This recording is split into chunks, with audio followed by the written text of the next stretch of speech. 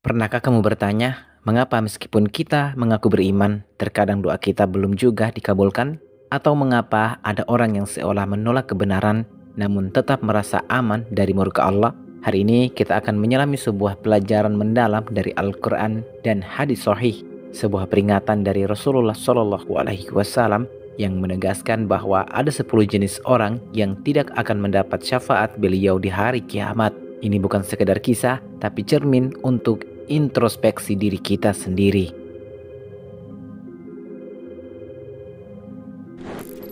Assalamualaikum warahmatullahi wabarakatuh. Selamat datang di Arus Waktu, tempat kita menelusuri sejarah, ilmu pengetahuan, dan hikmah dari Al-Quran dan Sunnah dengan cara yang mendalam dan reflektif.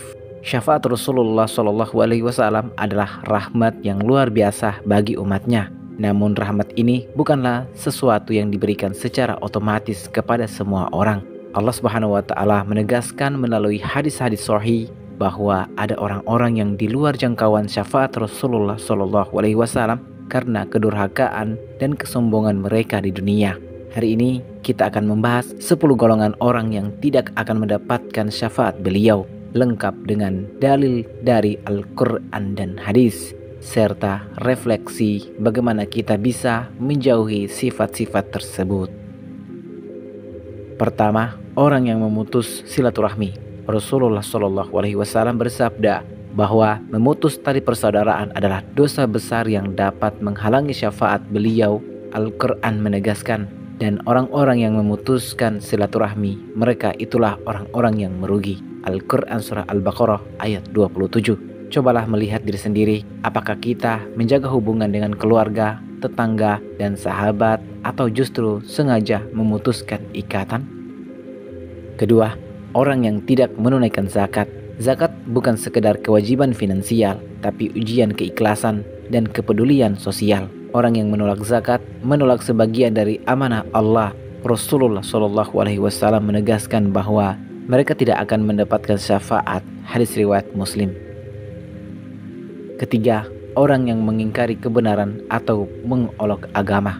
Mengolok-olok ayat Allah dan ajaran Rasulullah SAW adalah tindakan yang menempatkan seseorang di luar rahmat syafaat. Dalam Al-Quran disebutkan, orang yang mengolok-olok ayat kami, mereka akan menghadapi azab yang pedih. Al-Quran surah Al-An'am ayat 93. Keempat, orang yang berbuat zolim. Zolim berarti menindas orang lain, mengambil haknya, atau berlaku sewenang-wenang. Rasulullah SAW tidak akan memberi syafaat bagi mereka yang menindas makhluk Allah di dunia. Kelima, orang yang sombong dan angkuh. Kesombongan adalah penyakit hati yang membuat seseorang menolak kebenaran dan menganggap dirinya paling benar. Hadis menyebutkan bahwa sombong adalah penolakan terhadap syafaat Rasulullah SAW. Keenam, orang yang durhaka kepada orang tua. Allah menekankan pentingnya berbakti kepada orang tua. Mereka yang mendurhakai dan menelantarkan orang tua mereka tidak akan mudah menerima syafaat di hari kiamat. Ketujuh, orang yang makan riba dan harta haram. Harta yang diperoleh dengan cara haram akan menodai hati, dan Rasulullah SAW tidak akan memberi syafaat bagi mereka yang menumpuk kekayaan tanpa kejujuran. Kedelapan, orang yang menyembah selain Allah. Ini termasuk syirik yang merupakan dosa terbesar dalam Islam. Al-Quran menegaskan bahwa syafaat tidak akan diterima bagi orang-orang yang menyekutukan Allah.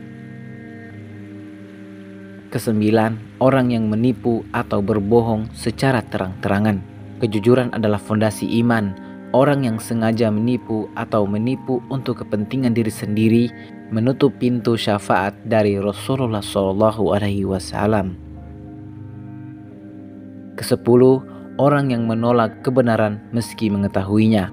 Mereka yang melihat bukti kebenaran namun tetap menolaknya karena keangkuhan atau hawa nafsu, termasuk golongan Rasulullah SAW, tidak akan beri syafaat. Dari 10 golongan ini kita bisa menarik banyak pelajaran. Syafaat Rasulullah Shallallahu Alaihi Wasallam bukan hak otomatis, tapi rahmat yang harus dijaga dengan iman, amal soleh, dan akhlak mulia. Setiap perbuatan sekecil apapun bisa membuka atau menutup rahmat syafaat. Introspeksi diri menjadi kunci untuk memastikan kita bukan bagian dari golongan yang dijauhi syafaat Rasulullah Shallallahu Alaihi Wasallam. Semoga Allah Subhanahu Wa Taala memberikan kita untuk menjauhi sifat-sifat yang menghalangi syafaat Rasulullah Shallallahu Alaihi Wasallam dan menempatkan kita dalam golongan orang-orang yang mendapatkan rahmat dan syafaat beliau di hari kiamat. Setiap kisah yang diabadikan dalam Al-Quran dan hadis adalah cermin bagi kita. Jangan menunggu hingga kiamat untuk menyesal. Perbaiki diri mulai hari ini. Pelajaran yang kita ambil dari 10 golongan ini adalah panggilan untuk sadar, introspeksi, dan berubah. Waktu tak pernah berhenti, rahasia terus mengalir. Inilah arus waktu. Jika kamu merasa video ini bermanfaat, jangan lupa untuk like, komen, share, dan subscribe ke channel Arus Waktu agar kita bisa terus menjelajahi sejarah, ilmu, dan misteri bersama-sama. Wassalamualaikum warahmatullahi wabarakatuh.